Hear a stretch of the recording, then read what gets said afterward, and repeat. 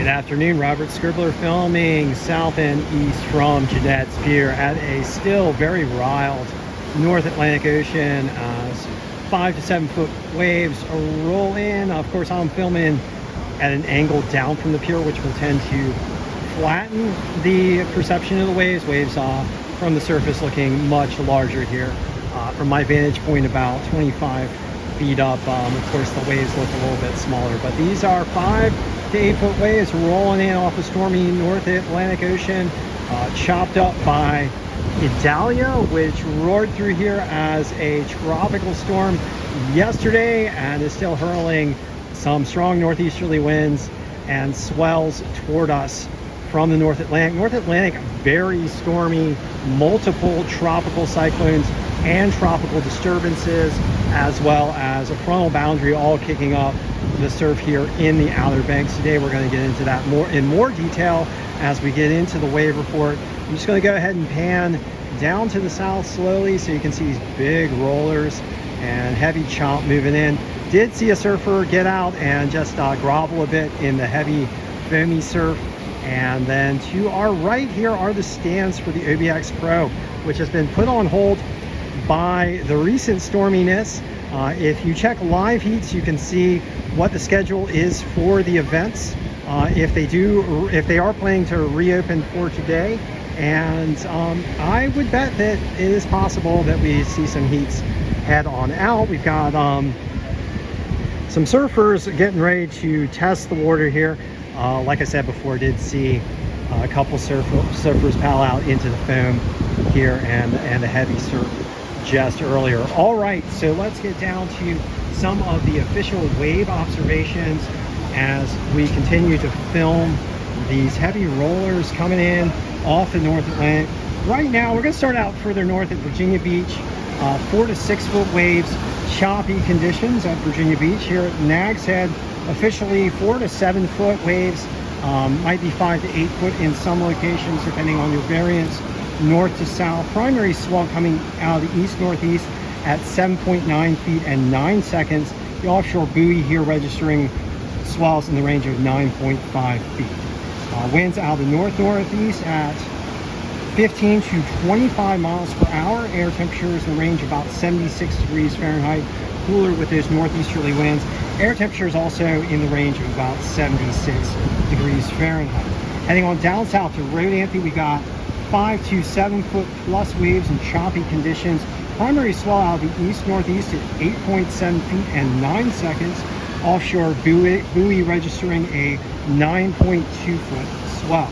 North-northeast winds a bit stronger down there in Rodanthe, about 26 miles per hour sustained. Air temperature 76 degrees. Ocean water temperatures 82, much warmer down there at Rodanthe. And further down south in Buxton, 5 to 7 foot waves plus and choppy conditions.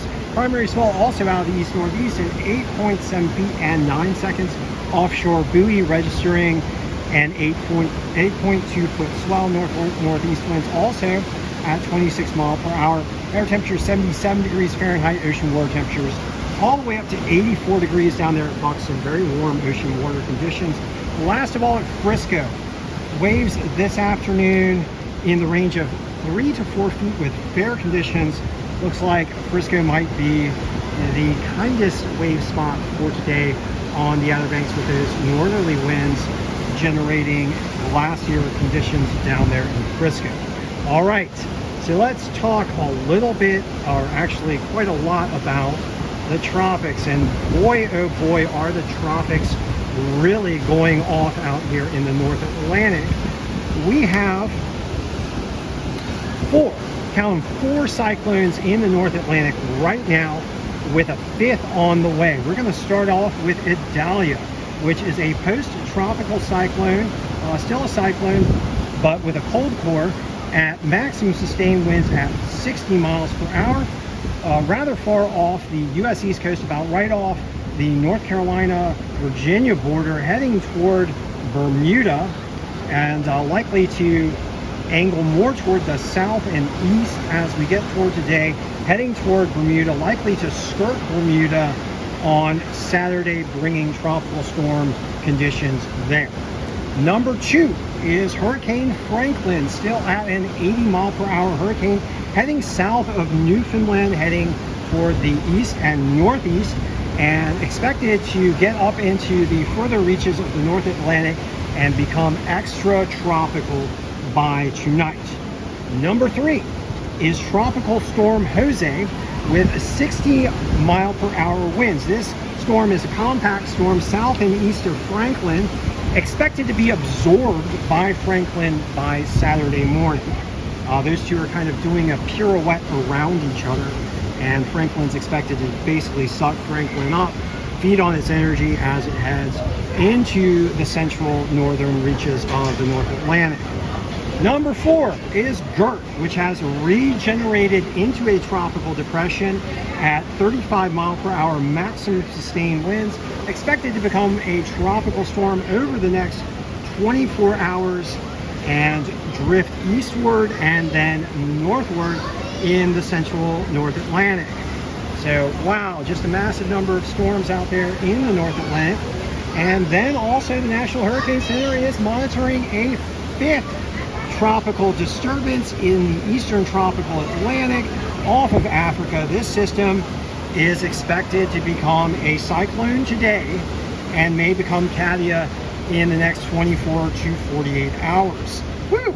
And not to be excluded, we also have a 6th system, a new tropical wave emerging from Africa with a 50% chance of developing into a tropical cyclone over the next 7 days.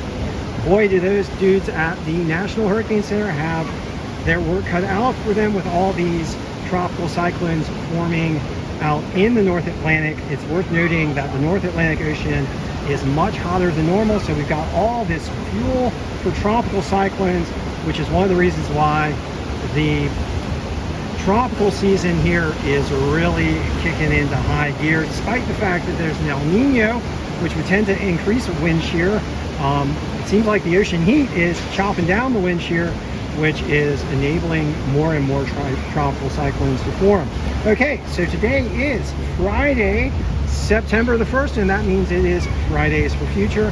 We're going to give a big shout out to our climate activists, our Fridays for Future movement, which are working so hard to protect our coastlines from the impacts of climate change driven by fossil fuel burning, those impacts being rising sea levels, more intense storms, ocean heat waves, and ocean acidification. I'm going to ask you guys to please do everything to help support our Fridays for Future climate activists led by our good Greta Thunberg on this Fridays for Future.